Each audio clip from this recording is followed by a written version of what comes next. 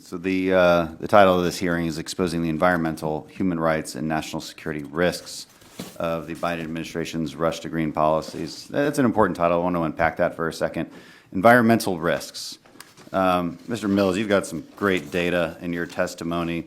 Talk about the amount of material excavation needed for the equivalent amount of energy for quote-unquote green energy versus your more standard reliable energy sources such as natural gas. Also goes into the amount of land needed. Hundreds of times more land space needed for the equivalent amount of energy compared to traditional energy sources that actually turn on when you need them. So talking about environmental risk, that part of the conversation just gets ignored. So I'm glad we're doing this hearing to expose that. Human rights. A basic human right might be to turn the air conditioning on when it's really hot, to be able to turn the heat on when it's really hot. Energy security should be a basic human right, at least in modern times, a basic human right.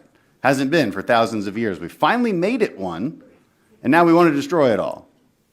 And claim that the energy sources that have given us all of the modern amenities that we have today are to blame for and are racist and are hurting people of color and hurting the disenfranchised. No, what will hurt the poor, what will hurt people of color, what will hurt the disenfranchised in our country would be energy insecurity.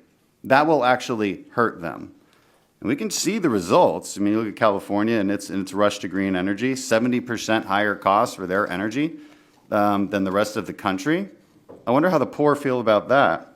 In Germany, and their rush to get rid of their nuclear plants and basically deindustrialize, have 300% higher energy costs. They've had to resort to burning coal and wood, which has far more carbon emissions.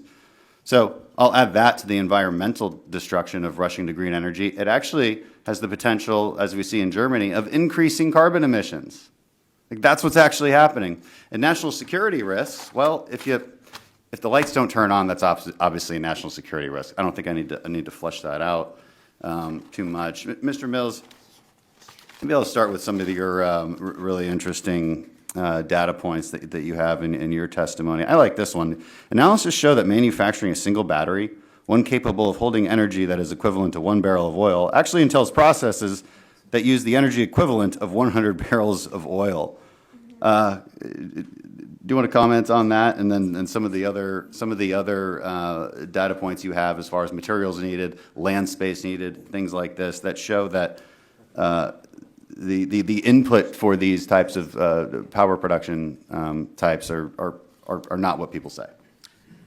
Thank you, Congressman. One of the things that is ignored generally in the debate, but the IEA should be commended for publishing excellent studies on this, as has the World Bank and many other international organizations. The underlying infrastructures required to make the minerals and materials to transport them are all hydrocarbon-based, coal, oil, and gas.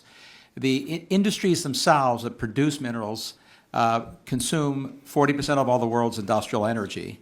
And there is no path to replace coal, oil, and gas at scale globally in the industrial sector. What that means is when you produce an electric car, you're consuming oil and gas and coal before the car is delivered to your driveway, and therefore you're causing CO2 emissions. We actually don't have a very good number to know exactly how much it is. We know what the range is. And I'll commend Volkswagen and Volvo for publishing studies that illuminate that, and they point out that when you take that into account, you radically reduce the ostensible, dramatic reduction in CO2 emissions. And in fact, in some cases, as they pointed out, you can wipe out all the CO2 emissions from not burning gasoline. So when I was in Norway recently, which buys the most electric cars per capita at the moment, they pointed out that everybody that bought a Tesla, a lot of Teslas are very popular there, nice car, well-made, beautiful engineering. What you've already done is exported somewhere between 15 and 20 tons of CO2 when you buy that one car. And you do cut CO2 emissions as you drive the vehicle on that hydropowered grid. If you drive it on an American grid or a German grid or a British grid, you reduce the CO2 emissions eventually, but only by 15 to 20%. So it's ignored in the emissions calculations, it's ignored in the geopolitics, it's also ignored in the cost calculations because the increased cost of hydrocarbons increases the cost of solar power. And that's what we're talking about. In my last 10 seconds, I'll say, look, everything we're referring to here it's a cost-benefit analysis. What is the benefit you're getting for the cost that you're incurring on people who can probably afford to pay it the least. So that's what this discussion is about. That's why Republicans push for nuclear energy, right? It's reliable and it's clean. We push for natural gas exports because it's reliable. It has an actual chance of displacing foreign coal and an actual chance of reducing carbon emissions globally in a very massive way. And we should be exporting more of it and encouraging more of it, not less of it. And I yield back.